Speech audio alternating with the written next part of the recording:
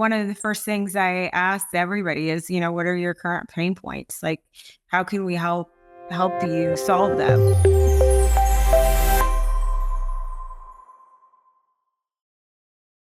Welcome back to another installment of the Next Gen Case Study Series. On today's episode, we have Angelique Chamberlain, who is the Vice President of Business Development at Betacom, where she leads initiatives to drive revenue growth and expand the company's market presence.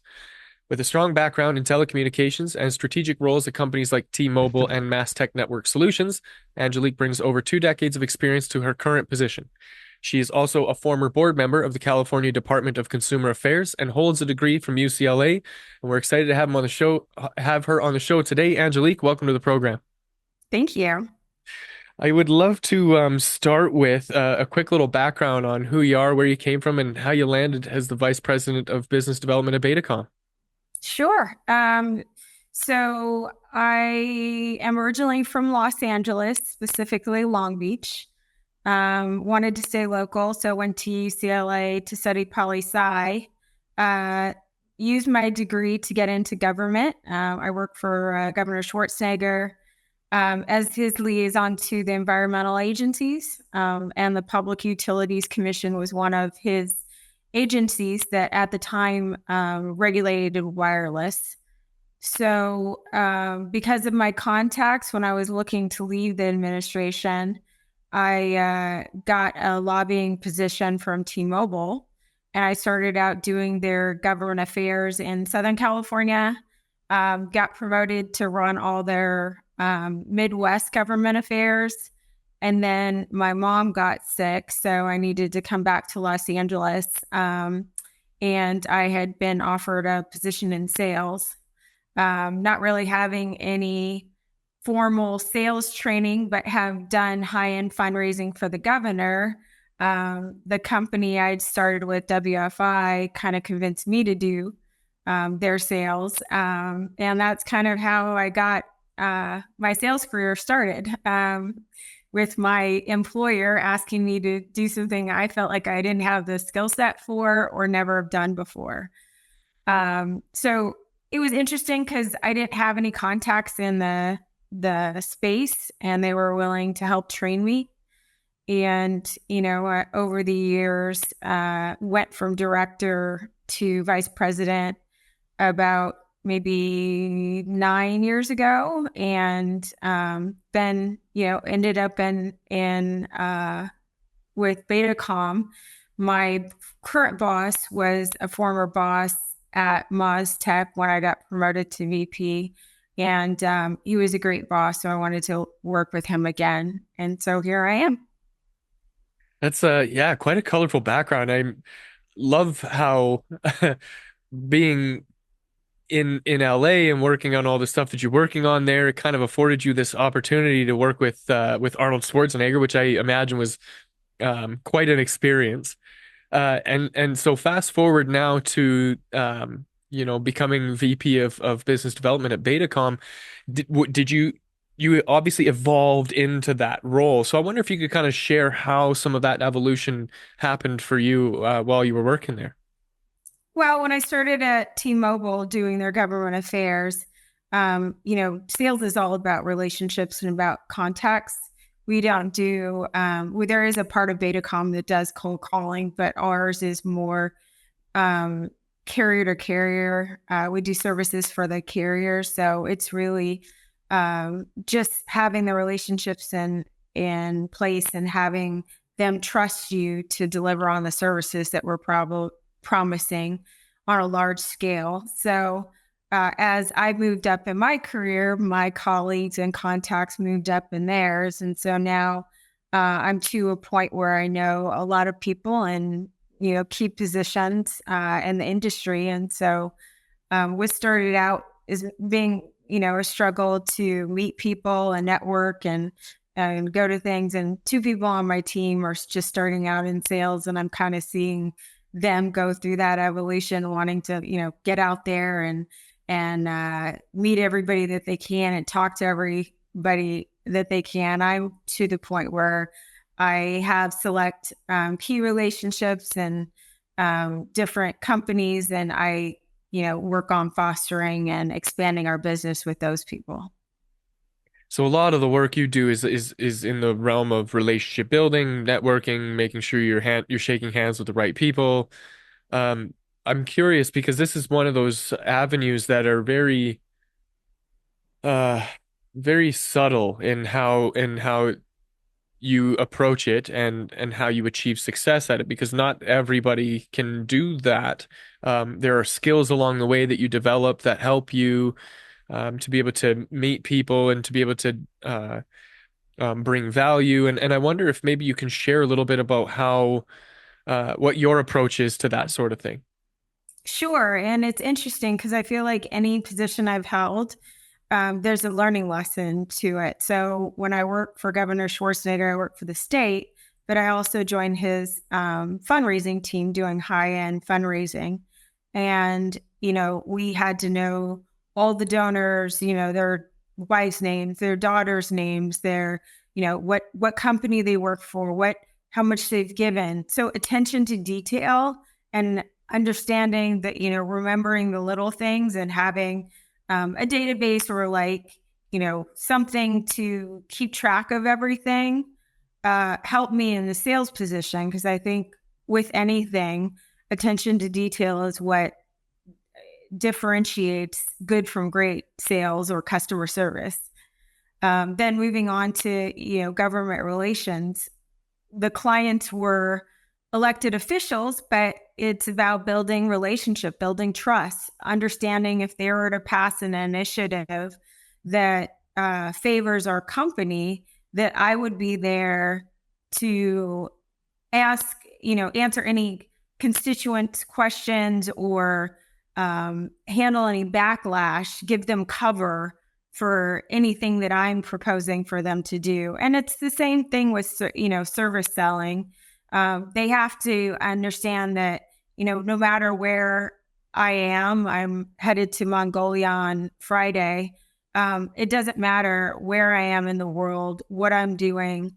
If something's wrong or something needs fixing, which inevitably, when everything's right, we have people to handle that. But when something goes wrong, I will, be there no matter what's going on to fix it and trust that I will deliver on what I said that our company will do. And so, I've, I get approached a lot through LinkedIn on new companies, but I believe in where I work. So I think, advice is, get into the details, understand what the client's needs are. Communication is key, and just making sure that you work for a company that can deliver on your promise because ultimately it's your reputation at stake. Right. So when you're doing this kind of one-on-one personal approach, a lot of the work that you do, I know, is very intangible in that it's difficult to measure whether or not the work that you're doing is leading you to the place that you need to be. So I wonder if you could kind of expand on how you look at the way that or sorry, the work that you do and decide if like if that's a good use of your time or if you need to kind of pivot or take a different direction or like what type of feedback do you pay attention to help you make that determination as well? Well, I think it's really about reading people, and I mean, I think there's key indicators to figure out if they're going to move forward, and ultimately, sometimes you can't be afraid to kind of put them on the spot and understand where we're at, or the timing may not be great, but nobody wants to waste anybody's time because time is one of the resources we all have the same amount. And so, I ask for honesty out of them too. It's if it's not a good time or if it's not going to happen right now, then, I can focus on something that will happen. But, for the most part, except for new clients, a lot of what I do is expand, our business into different services within the same company or different markets. We have a track record, and I have a track record, and it's about just figuring out a plan to deliver on that. So I guess working with one entity for an extended period of time creates new opportunities for you to solve problems that they have. But how do you uncover what those are? Well, I mean, I ask. I mean, I know my industry. I know what we can do, and one of the first things I ask everybody is, what are your current pain points? Like, how can we help you solve them, like, or give them ideas that I may have of what they need to, creative ways of what they need to be able to deliver on their promises as well. So I mean, we're not mind readers. All we could do is ask and come up with creative solutions on, how we solve their problems. And I guess that requires a pretty open channel of communication too, which when working with a multitude of different people or businesses, I imagine that poses a bit of a challenge in terms of trying to keep track of all the conversations you're having and all the different ideas that come up. Is there any specific tools or technology or ways that you or strategies that you have to help kind of keep things organized for yourself?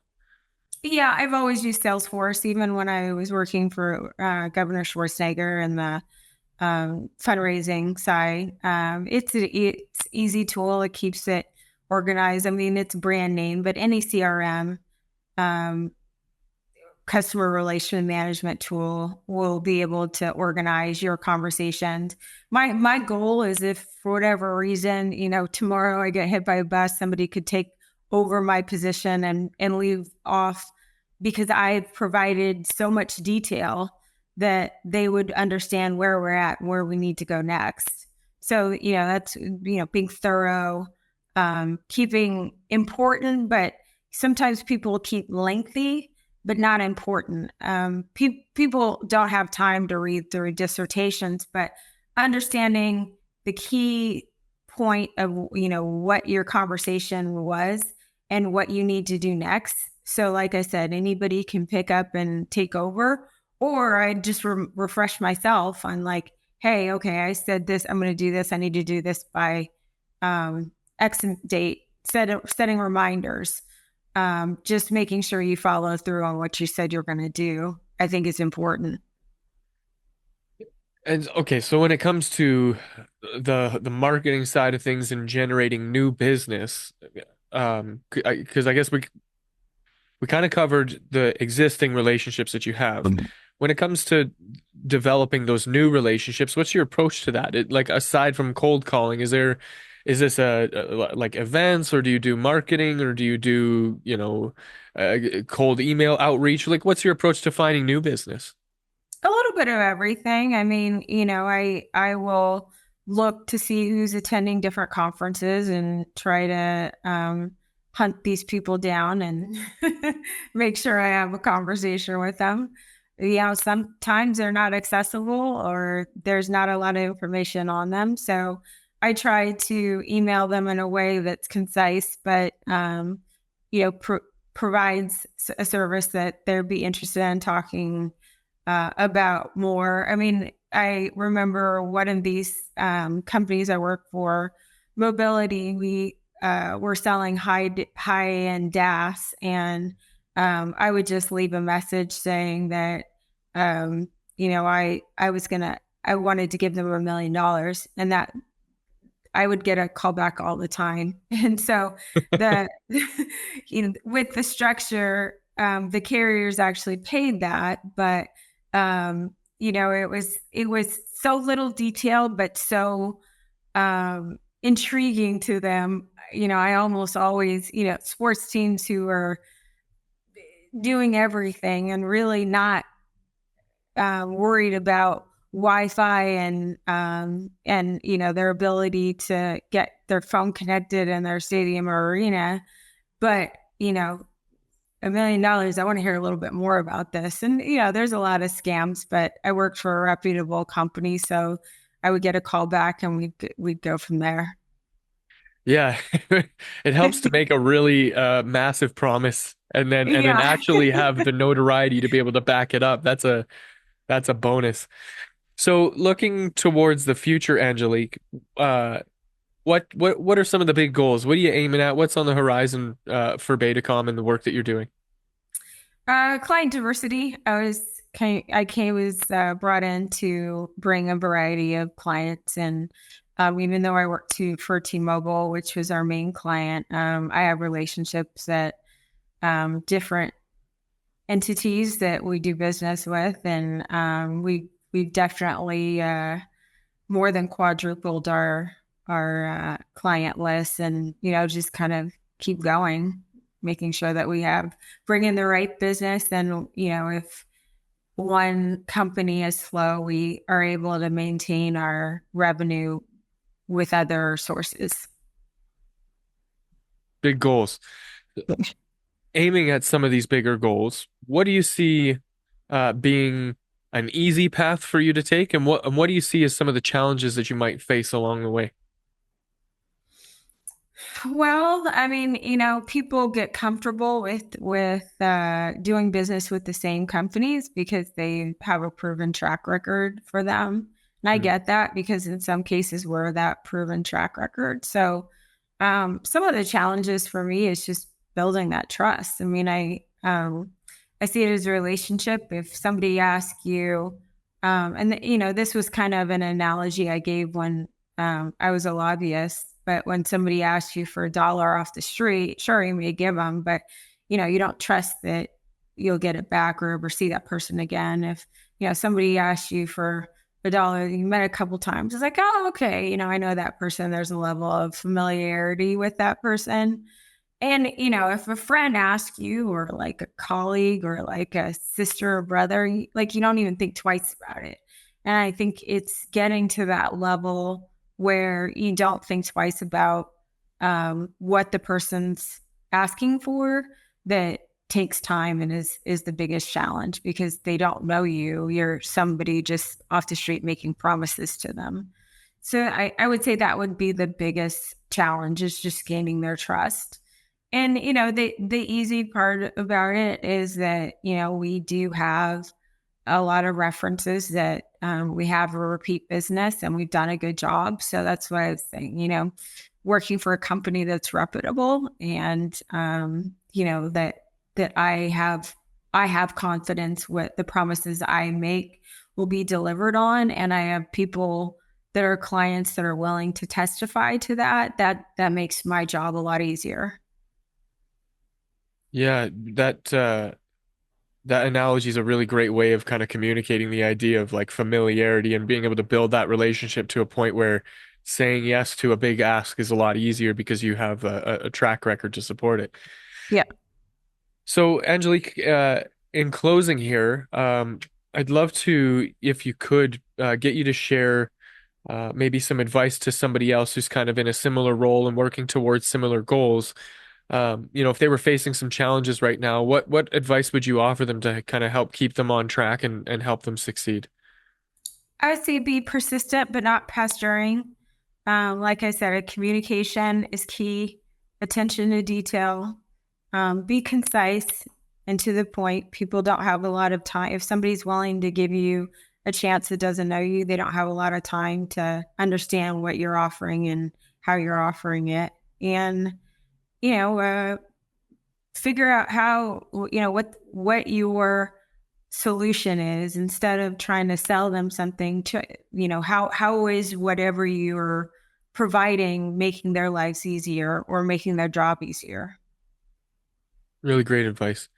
If somebody wanted to reach out to you to pick your brain further or perhaps work with you, what's the best way for them to do that? I'm on LinkedIn. I'm pretty good about responding, just because I feel like there's like a karma out there that I have to make sure that if I communicate to them, then they communicate back to me. Like, I don't like to be ignored, so I give people the courtesy of a response. So that's probably the best way. Perfect. We'll make sure to link to that in the show notes. And for anybody else that's watching and listening, if you want to get in touch with me and my team for your marketing needs, you can visit nextgengrowth.com. Otherwise, that's it for this conversation. Thanks for joining us, and I will see you in the next.